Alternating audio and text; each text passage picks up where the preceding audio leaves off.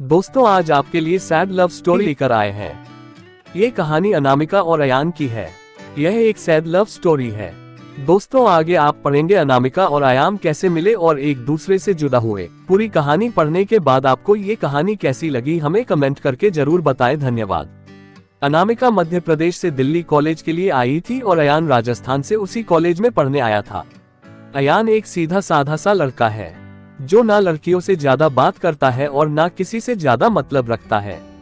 अयान की यह बात अनामिका को बहुत अच्छी लगती है और वो किसी ना किसी बहाने से अयान से बात करने की कोशिश करती है। अनामिका दिखने में क्यूट लगती है। कुछ ही समय में अयान और अनामिका की दोस्ती हो जाती है। अयान धीरे धीरे अनामिका को पसंद करने लगता है। दोनों दिन भर कॉलेज में बातें करते अपने हक लाइक डिसलाइक को शेयर करते हैं और कुछ समय में बहुत अच्छे दोस्त बन जाते हैं। अयान की लाइफ में पहले कभी कोई लड़की आई नहीं थी, जबकि अनामिका के पहले दोस्त है और वह सबसे बात करती है। अयान को ये पसंद नहीं था। एक दिन बातों ही बातों में अयान अनामिका को अपने दिल की बात बता देता है। अनामिका उससे एक दिन का वक्त मांगती और कहती है मैं कल तुम्हें इसका जवाब दूंगी। अनामिका सोचती जब अयान कॉलेज पढ़ने आया था तब वह सिर्फ पढ़ाई पर ध्यान देता था, पर अब उसका पूरा ध्यान मुझ पर रहता है। अगर मैं इसकी गर्लफ्रेंड बन जाऊंगी तो ये पढ़ाई भूल जाएगा और मुझ में ही लगा रहेगा।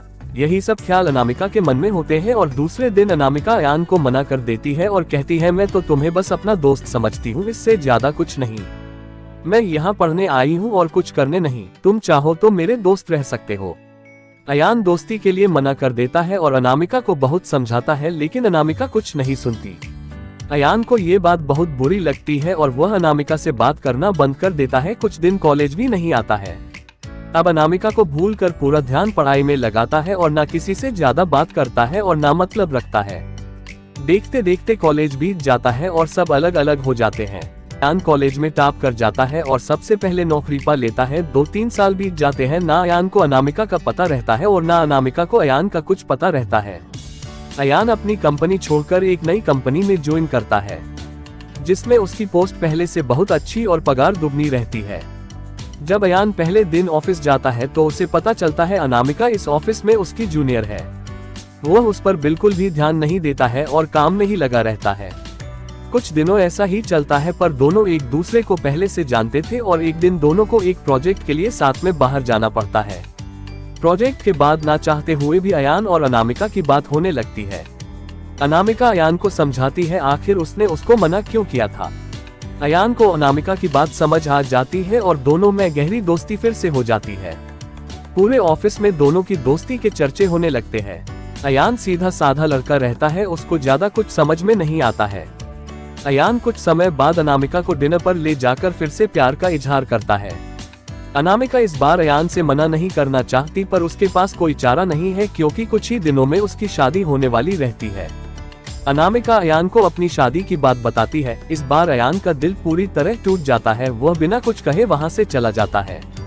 अनामिका रात में सोचती है कि अयान से अच्छा लड़का मुझे कभी नहीं मिलेगा। वह फैसला करती है कि कल अयान को हाँ कर दूंगी और मम्मी पापा को अयान से शादी के लिए मना लूंगी। जब दूसरे दिन अनामिका ऑफिस जाती है तो उसको पता चलता है कि अयान ऑफिस छोड़कर चला गया और दोबारा कभी कंपनी में नहीं आएगा। जाते जाते अयान अनामिका को एक खत लिख जाता है।